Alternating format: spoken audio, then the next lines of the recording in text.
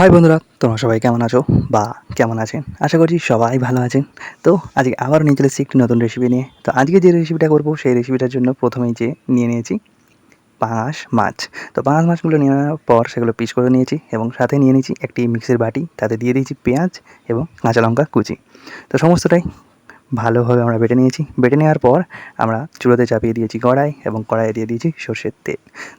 সর্ষের তেলটা যখনই হালকা গরম হয়ে এসছে তখনই আমরা দিয়ে দিয়েছি কালো জিরে এবং কালো জিরেটা যখনই একটু হালকা গরম হচ্ছে তখন আমরা দিয়ে দিয়েছি আমাদের যে বাটাটা যেটা ছিল মিক্সিতে আমরা বেটে রেখেছিলাম সেই পেঁয়াজ কাঁচা লঙ্কা।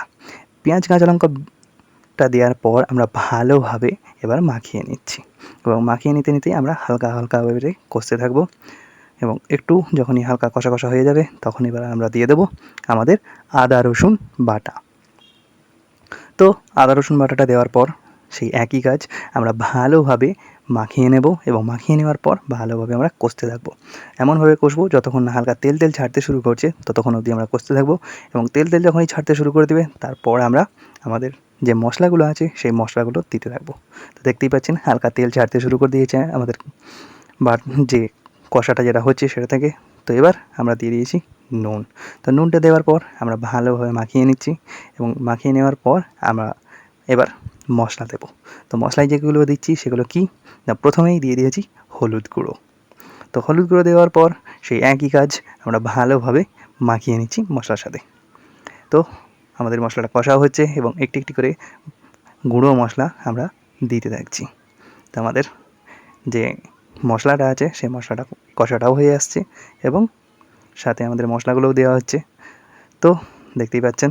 তো এবার আমাদের দিয়ে দিচ্ছেন একটু বেশি করেই পানি। তো আমাদের মশলা বলতে গেলে রেডি হয়েই এসেছে। তো আমরা এবার দিয়ে দিচ্ছি একটু বেশি করে পানি এবং বেশি করে পানি দেওয়ার পর আমরা ভালোভাবে পুরোটাকে মাখিয়ে নিচ্ছি এবং মিশিয়েও নিচ্ছি। তো এরপর যেটা আমরা করব সেটা হচ্ছে যে মাছগুলো যেগুলো আমরা রেডি করে রেখেছিলাম সেই মাছগুলো এবার দিয়ে দেবো এই ঝোলটিতে বা মশলাটিতে আমরা মাছগুলো আস্তে আস্তে দিয়ে দিচ্ছি, দেখতেই পাচ্ছেন। তো রান্না বলতে গেলে আমাদের প্রায় হয়ে গেছে, কারণ এই মাছগুলো এবার দিয়ে দেওয়ার পর জাস্ট আমরা ঢাকনা দিয়ে রেখে দেবো, তাহলেই আমাদের রান্না কমপ্লিট হয়ে যাবে। তো আমাদের মাছগুলো সাজিয়ে দিচ্ছেন, দেখতেই পাচ্ছেন কত সুন্দর। এবং পুরোটা সাজিয়ে দেওয়ার পর সেই একই কাজ আমরা ঢাকনা দিয়ে দেবো। তো দেখতে পাচ্ছেন মাছগুলোর সাথে সাথে আমাদের যে পাঙাশ মাছটা ডিম বেরিয়েছিল সেই ডিমও আমরা দিয়ে দিয়েছি এবং ডিম দেওয়ার পর আমরা একটু নেড়ে ঠিকঠাক করে দিলাম এবং আমরা ঢাকনা দিয়ে রেখে দিলাম। কিছুক্ষণ পর যখন ফুটতে শুরু করবে তখন আমরা দেখব। তো দেখতেই পাচ্ছেন আমাদের মাছ রান্না কমপ্লিট হয়ে গেছে। তো আপনারা যদি চান তো অবশ্যই 2-4টে কাঁচা লঙ্কাও দিতে পারেন, আর যদি প্রয়োজন না মনে করেন তো নাও দিতে পারেন। তো এবার আমরা নামিয়ে নিয়েছি কালো জিরে দিয়ে পাঙাশ মাছ রান্না। তো অবশ্যই আপনার বাড়িতে রান্না করবেন, খাবেন এবং জানাবেন যে আপনাদের কেমন লাগছে।